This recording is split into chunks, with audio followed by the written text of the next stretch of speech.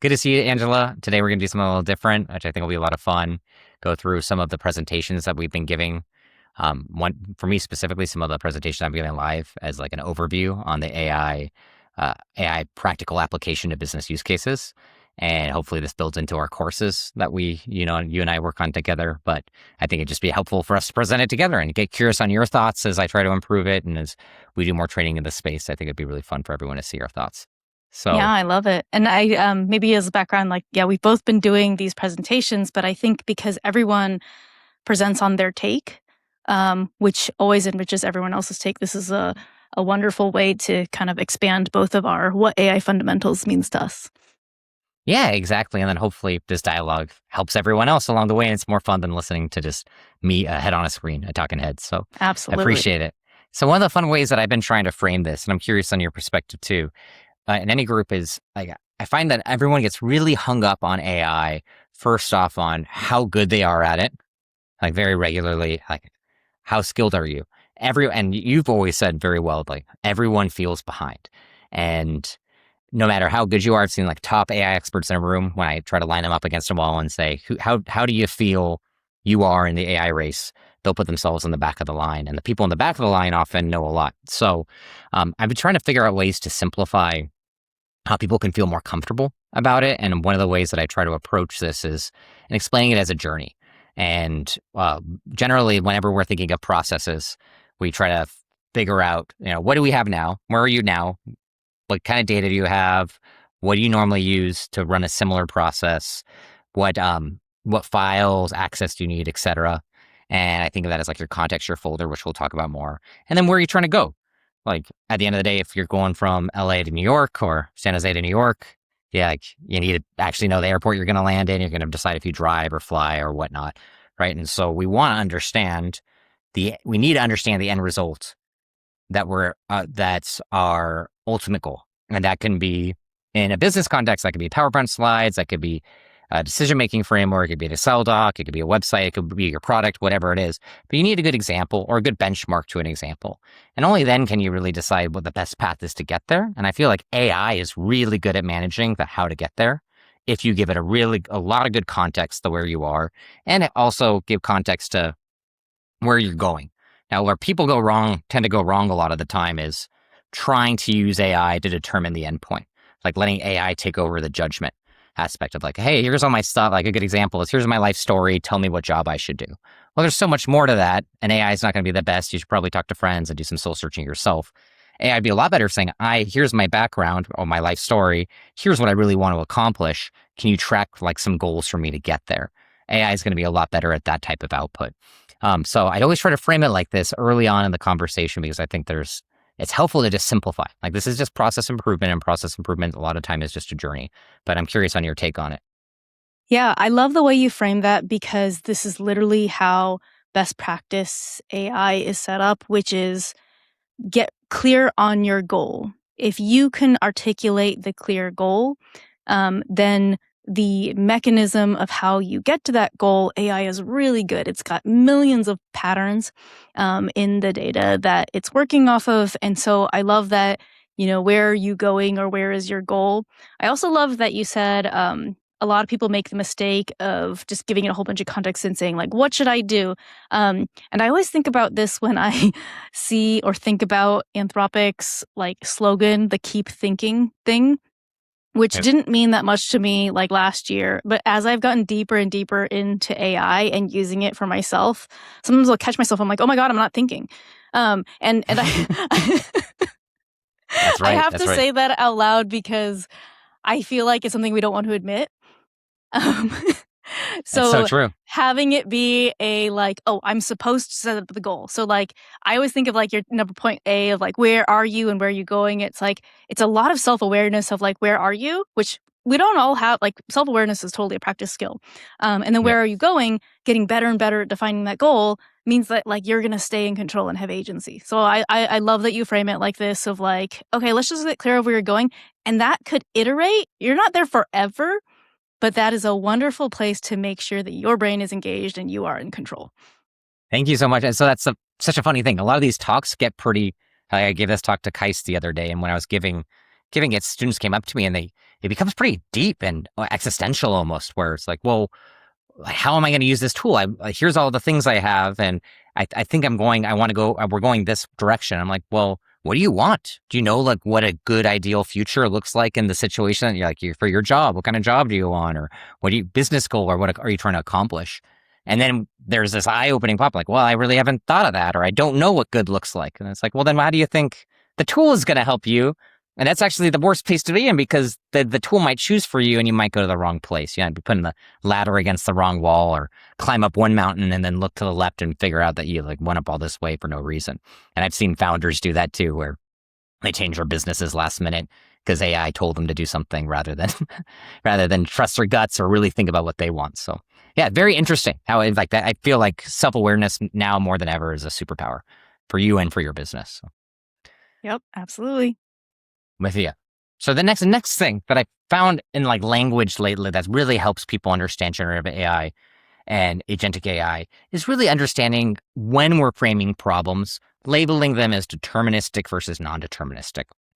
And this dialogue I found has become much more common in the last year, but understanding that some issues and some problems always have the same answer. When I say always, 99% of the time, I'm not making weird exceptions. So like 1 + 1 should equal 2. Only when there's a bug. Yeah, only when there's a bug. 1 + 1 should always equal 2. Like that's just the way the formula should work. Your Excel formula should always add up and sum to the same values, always. AI was not meant for this. We already had tools for this. That's why we have calculators and arithmetic and now and Excel and code. There's already solutions for this. And AI can still help write the code and write the formulas and write the solutions, but it's not meant for those type of outputs. So that's where you see people go wrong and say, hey, where AI used to be bad at math, because AI would use what we're calling non-deterministic models, which are questions like what color is the sky today?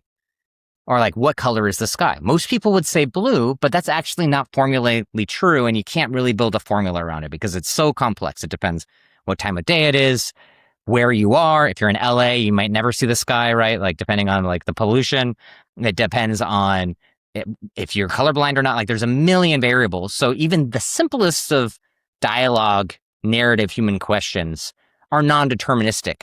And you can assume on like the most likely answer is going to be blue pretty simply. But there's a lot of different variables that can change this that are going to result in a non-deterministic output. And so we should always break out our problem sets and our process to understand the deterministic components and the non-deterministic components when we're ever testing them. It's kind of the key framing for people to split up in their minds so they can understand how to leverage AI. I'm curious on your thoughts. Yeah, absolutely. I find that when you talk about this spread, the language makes sense here. And I'm sure as we dive into the next couple of examples and as we go through your training, we'll talk about how it starts to feel a little gray and loop back to it, because deterministic is kind of like a known formula, like you said. But there has been so much in our non-deterministic world. We're just putting a word to that thing. Like it's like artwork or judgment. But I think that I saw that below your non-deterministic, you said this is where generative AI earns its keep. And it's also where I feel like I read a whole bunch of blogs or like LinkedIn posts that it's like, but what AI will never do is judgment. And it's like, well, that's very black and white, right? Which is like, no, you just need to know how to use this to augment you. So I'm curious to see as we go through this, the deterministic and non-deterministic, and I don't know if you have this on the next slide, but like the non-deterministic, a lot of people call that probabilistic, right? Which is like it's non-deterministic because it's taking a probability of the patterns from the large, insane corpus of data that it's been trained off of, and it's showing the probabilistic patterns from that, which is literally exactly how your human brain works, right? Like I take the patterns of my history, and every time I've been burned or successful, and I'm like, ooh, this feels right. That's that gut feel. So it's not a bad thing. It's just a different tool in the toolbox. Yeah, well said. And I don't have that, the probabilistic, but that's a really a framing for it. And that's exactly how it's trained. It's like, what's the probability of this next word, the next character being the right item? And so we'll talk about that more and keep layering it on because I completely agree. And I have more slides on that I'll jump into. And so we've already talked about this slide a little bit. I don't think we need to get into it more, but I I just want to reframe the deterministic versus non-deterministic in that trip analogy, where it's like it can be very clear we know the distance between LA and New York. That's that distance, depending on which route you're traveling, be it sky or car or whatever, choose the freeways, it's going to be really clear how many miles that are. There's always going to be those amount of miles. Maybe there's some variations if there's some delays in the trip, but that's pretty deterministic. But your experience on the trip and like what you're trying to get out of that trip is pretty not probabilistic, like you said, or non-deterministic. And both elements are extremely important to a user's experience and the ultimate outcome. So a good example, if I'm making an executive presentation for a deck, for a CFO or CEO, a good deck, it doesn't matter that I produced a deck. I need to be able to communicate some pretty complex information in the style that this executive likes. I need to understand their style. I need to understand the how to read the room. And it's very obvious what a good deck and a bad deck might be from a non-deterministic approach. But from a formula, it's going to have the same amount of slides, the same key points, etc. But the non-deterministic component is going to be really where the differentiation is. I can tell someone, you need to have 5 slides, you need to hit all these points, and we need to have the data right. And you're going to get wildly crazy outcomes depending on who you give it to and how experienced they are. And for humans, it's like gut feel. Partner is going to go in the room and be like, yeah, this is obviously bad. Here's what I do to improve it. But if you haven't had the experience being in the room and seeing what questions people ask, you don't have that. And so same thing, going back to the plan of the trip, that's what you need to build into it. Like that end goal of what does good actually look like, you need to bring your expertise and judgment into it. And AI, like you said, can assist you in that journey if you already have a good idea of what good looks like. And generally, I'll see experts in the frame go like, AI is not great. Why isn't it giving this great output? While the same juniors in the room might look at that and say, that's better than anything I can produce. And that's like that difference to me is what we just talked about, judgment. But I'm curious on your thoughts. Yep. No, I think you nailed it. It's you use that example of a slide deck, and right now we are in, end of July of 2026. I always like to say this in our videos because we know this is going to change dramatically. But the reason why there was never like software previous to AI to build slides, and even like beginning of, well, for sure before December, before those models got really good, the slides sucked. Like AI sucked at slides. And the reason why is because it was non-deterministic. It had to do with your EQ. It had to do with what you knew someone wanted, i.e. the context that you build around it. And it came to a level of artwork of how do you communicate from one human persona to another human persona. And that's why it sucked at slides. It could spit out bullet points, but like, who cares? Right? Like that was kind of useless until, relatively recently, like this year has really kicked it off. And now it's like, I haven't done a slide deck without it. But sometimes it is so fast that I'm like, oh my gosh, like how am I going to prepare for this? But anyways, let's see where you go with this. Yeah, I'm with you. And that's an important thing to remember for everyone. Like this is, and I'm glad you threw the date because it's changing so fast, right? Like I would say 6 months ago, preparing slides, I'd use it maybe as an assistant to write some bullets, maybe 6 months or a year ago. Now, like with Claude Design and even Microsoft does a great job now of just building decks that look way more polished than I can get from like most managers at a big technical accounting or consulting company to actually perform. It's like amazing. It's better than decks. any slide I've ever made. Yeah. I'll be fair. Yeah, I'm trying to my ego hurts, but I'll say the same thing. I know. I'm just trying to keep and it real. does it like 100 times faster. And I've spent so many months. I remember just like refining decks for CAOs. And then this thing can come and be like, yeah, that's right. Why couldn't my brain do that? So it's learned much faster. I was really proud of my slide work, and I also had to humble myself. Yeah, thank you. Yeah, thanks for keeping me honest there, because it hurts. It's like, okay, I was a slide jockey. I was one of those, everyone went to me and, Devin, you can knock the slide out right now. I'm like, wait, Devin, did you use AI to build these slides? I did use AI to build these slides. I could tell. Right. The lines are so straight and the colors are so pleasing. Yeah, it has much better taste than me. Yeah, yeah, I have no color scheme or no style. So yeah, it's too funny. So I'd like this to always frame from common examples in finance and accounting processes. But like a good example, I think, to understand using this framework when you are applying it to your own life is just a resume. Like if you're trying to figure out what job to get there, the top job to get, there's kind of a hierarchy of evidence. Back to like some old accounting terms, right? there's a hierarchy of evidence that can help you get a best outcome. And so like, if I have a friend who's like, I just want to get a job, and you don't have a resume, and you ask AI to help you build a resume, you're going to get a very different outcome than someone saying, I know exactly what job I want to get. Here's the job description. I have a copy of someone's resume who also got the job. And here's all my current information, and now map it to the description, right? And AI can help you with that path as long as you have that idea of where you want to go and what all your current available context that's relevant. And again, relevant context is really important, which we'll talk about a little more. Financial close process. Same thing I see all the time. People come up to me and say, Devon, I want to have better close slides. And like one of the funniest times is someone said this, and I'm like, okay, can you share your close slides with me? And they're like, well, we actually don't do any yet. Like, we don't have a great close process. It's it's like in an Excel sheet. I'm like, well, then what does a good slide look like to you? And everyone's had this boss or this partner, if you're in the industry, where, they're kind of like, they'll leave a bunch of comments, but they won't give you any guidance on like what good looks like. And I feel like AI is going to struggle in that situation too, right? And so like, I'd have these people, right? You turn in something and you turn it in 2 weeks early, and then the day before the deadline, you get 100 comments on it and be like, this doesn't look like what I expected. And like, you didn't tell me what you expect. So same thing for the financial close process, finding a benchmark, finding something that you ideally would want, and then understanding exactly the amount of data, like the right context of data that you need. And then that will help you with the journey to prepare and fill that out. And I'll add one point there is, I like this term. I don't know if I've coined it or someone else, but I'll try to coin it. Minimum viable context.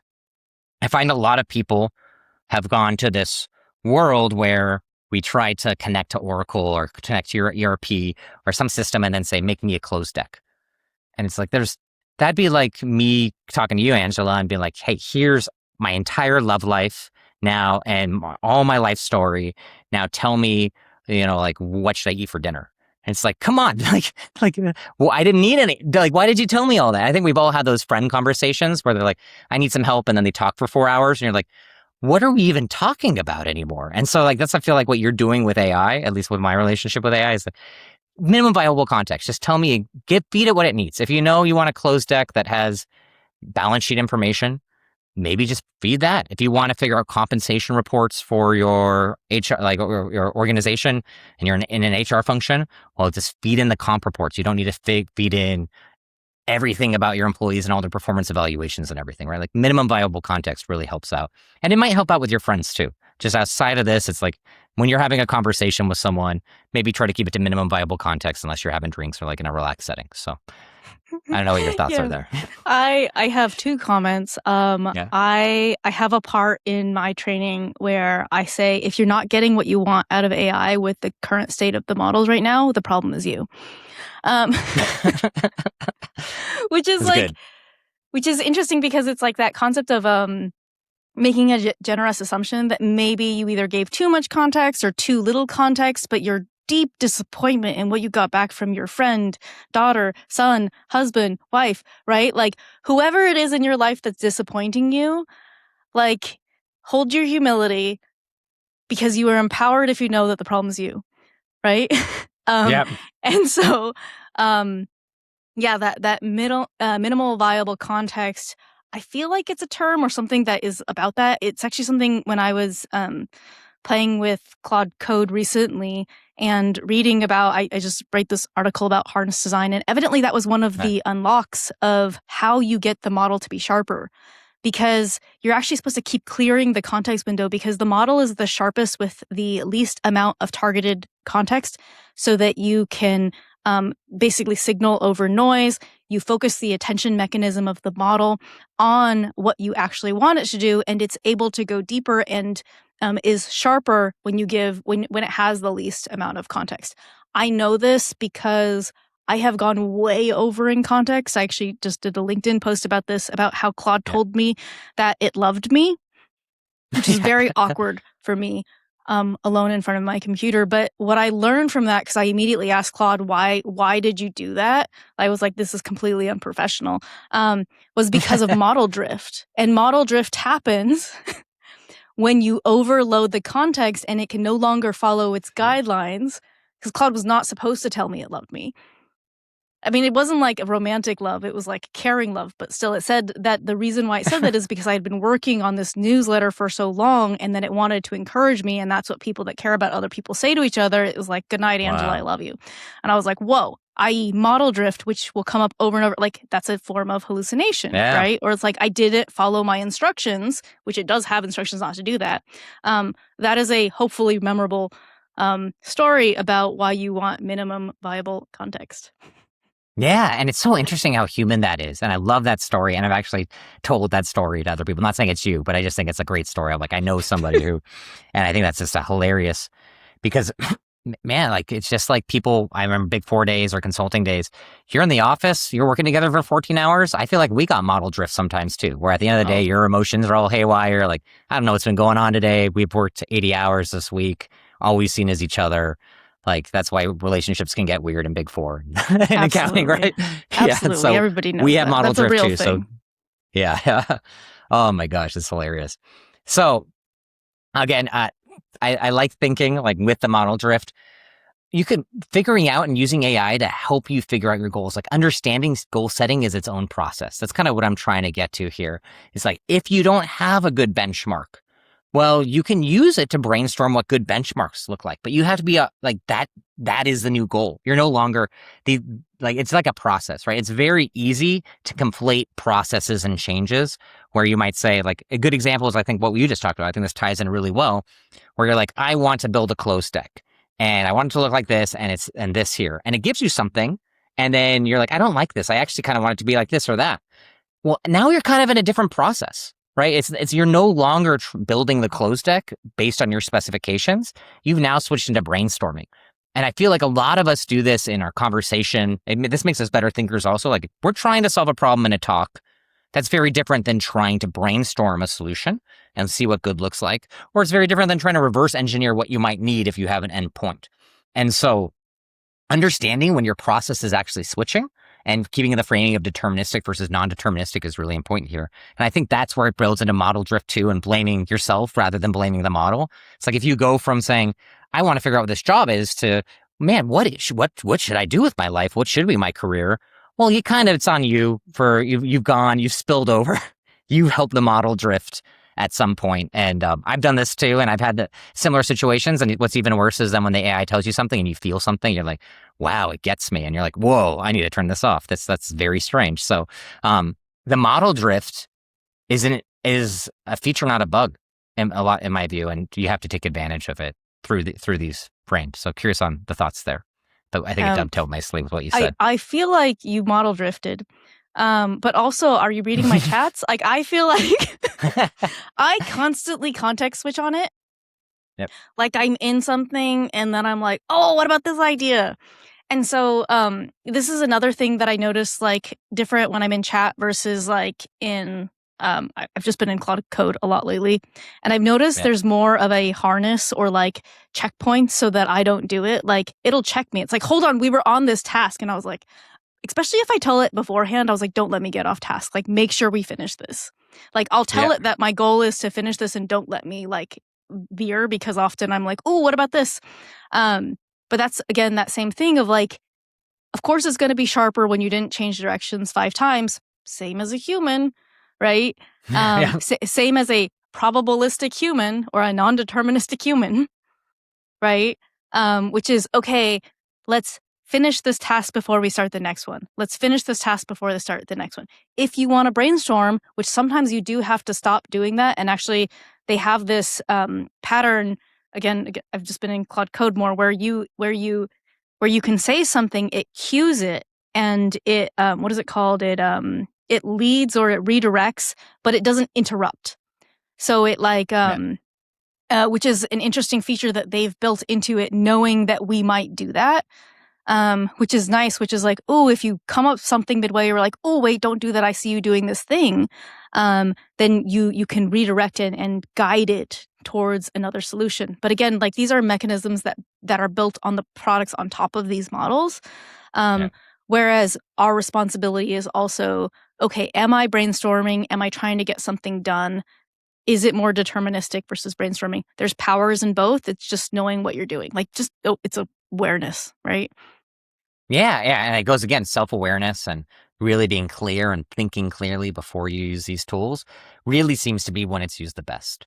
And that's where handle with care. Like if you are in the brainstorming stage, just know you're in brainstorming. You're gonna like, I'd always sit back and again, call a friend before you make a decision. Call another expert rather than just rely on the AI. If you're brainstorming and you're trying to figure out what good looks like for you or for your product, and there's something helpful, move so fast to slow down a little. But reverse engineering, same. Like, can we get the data? It's not going to know if you can get the data.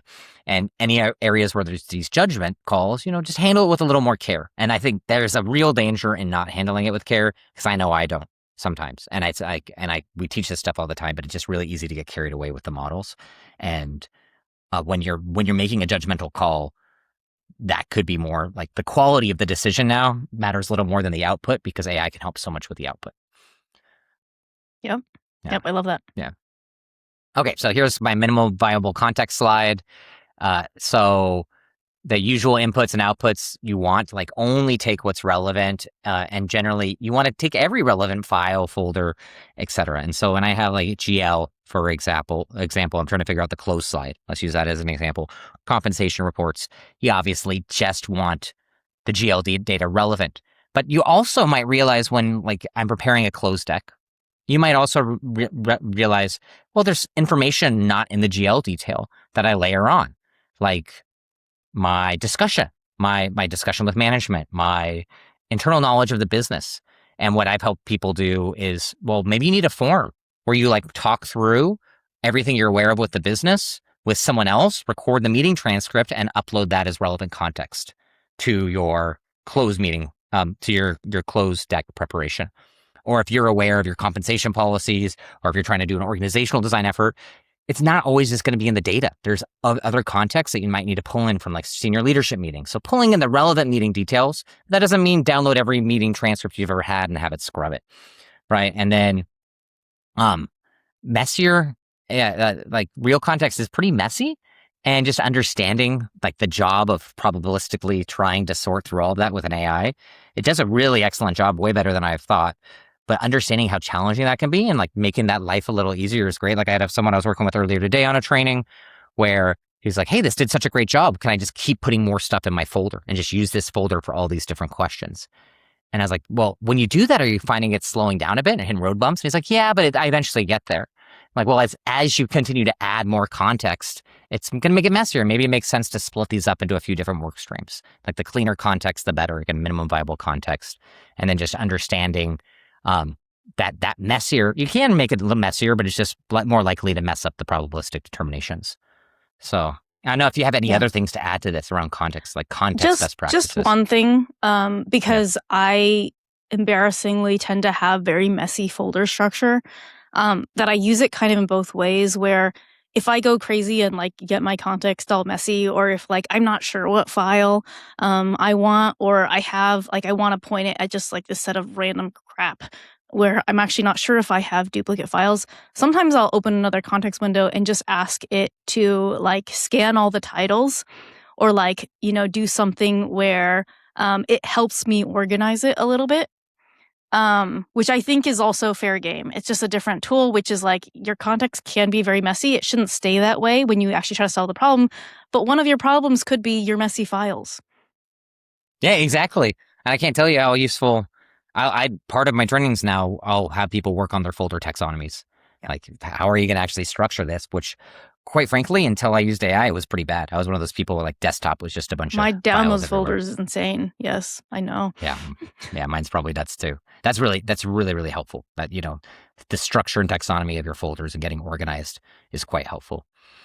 Again, then here's just examples of deterministic and non-deterministic components and how this would funnel right into real world application. Like deterministic, 1 + 1 = 2. And then it gets more complex. We're going to have things like ASC 606 adoption for consumption-based rev rec. I personally think that's some of the most complex mathematical models you could do, unless you're getting to like space travel, right? And then non-deterministic, like what color is the sky, to like how does this product work in a nascent market? Like based on these, though, we do know something. Like we know that, okay, we probably need better context and we know the journey, But this is also where I kind of bring in the idea of managing costs with lower cost models versus higher cost models. So a lot of people, a very common question is like, how do we know which model to apply to which situation? And my view, at least I think the current best practice is, well, when you have a very complex problem, non-deterministic problem, or even if you're trying to build code to solve a very troubling deterministic problem, like let's say 606 consumption-based RevRec or space travel, you probably want the higher end models for that, for the more complex things. Like you're going to want to use Fable or Opus 5.0, or any of these more advanced models.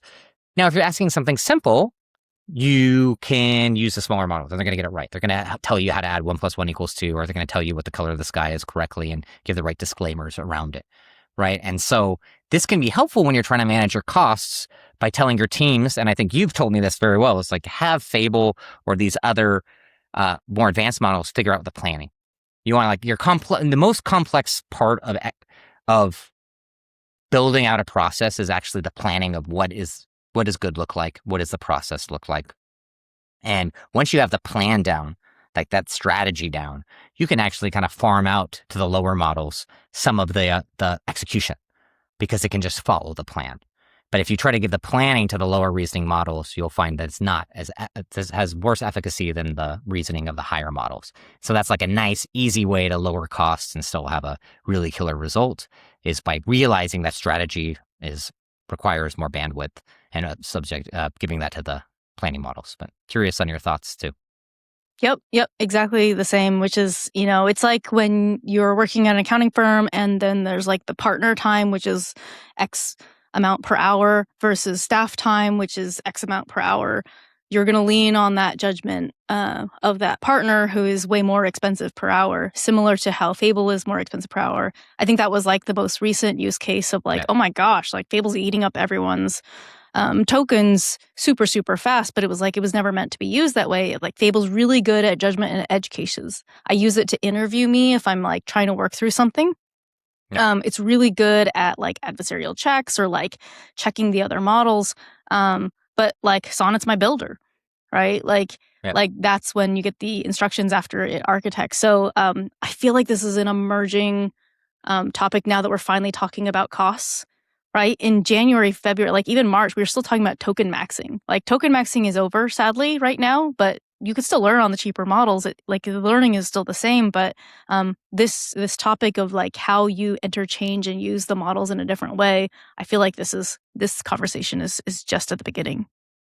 Yeah, definitely, and it's becoming a real sticking point for a lot of companies, and I'm especially seeing in engineering teams, like the costs just skyrocket using Fable because a lot of engineering teams aren't using this methodology. They're just like, hey, I'm trying to rewrite this whole product or this whole application or this whole website. Can you fix it? And here's a code I want to fix. And now you have like the Fable model ingesting millions of tokens to figure out what the website is, millions of tokens to rewrite. And just like, man, that is not the way to go about this. And I've seen organizations run up multi-million-dollar tabs doing that when they can use it for the planning and then kind of figure out the building with the lower models, right? I think in accounting and finance, it's a little less concerning because it's expensive, but you're not going to have those $1 million use cases just because the context just isn't as crazy as running code bases. But you and I tend to play with the code basing too with our website, so I'm sure that can run up costs. But. Yeah, I was just because I was like, I swear I got an email today about the model wars between ChatGPT and Claude. Right. Yeah. Or like, Anthropic and OpenAI, because they're like, ChatGPT is just like, oh, we're going to cut the costs. And even the ads that I get from OpenAI are like, when you run out of credits with Claude, switch to ChatGPT. And it's so funny because like we are still in this little bit of world where costs are still kind of fake. Like, how there's that strategy for startups. It's like the Uber strategy where they're like, make it super cheap. Everyone adopts it. And then once everyone's hooked, we run up the bill. And I think that's an also interesting place to be because, again, we're all just starting to learn about costs. So I'll leave that there because I don't know where the world's going to go. But it, like literally that email came in today. I was like, oh, they cut the costs of their best model. And their best model is somewhat comparable to Fable. Yeah, exactly. Yeah, these cost wars are very interesting in the arms race. And then OpenAI also monetizing through ads. That's a whole other there's a bunch of news. Whole We could, other yeah, podcast. you and I could talk a bunch, but it was a great point. I would love to continue this conversation for the next one if people find it helpful. But I think maybe ending with this is a nice way to dovetail, ending with the folders or context. And then we can go to skill packs and application tools maybe next time. And if this was a course, it can be the first one, and the skill packs would be the next one. So the idea that folders or context, I think, is like revolutionary for a lot of people when I work with them. And for me, we've been in this space so much, it's like second nature of like, oh, I need this in this folder now and this, so I can come up with this solution. But for a lot of people who just use chat or even kind of solve problems by working with teammates, I think the biggest unlock can be, like we talked about, folder taxonomy and imagining each folder as its own agent. When we're using words, like your folder is now kind of going to be your agent, or agentic workflow is going to be within a folder when you're using Cowork and any of these agentic tools.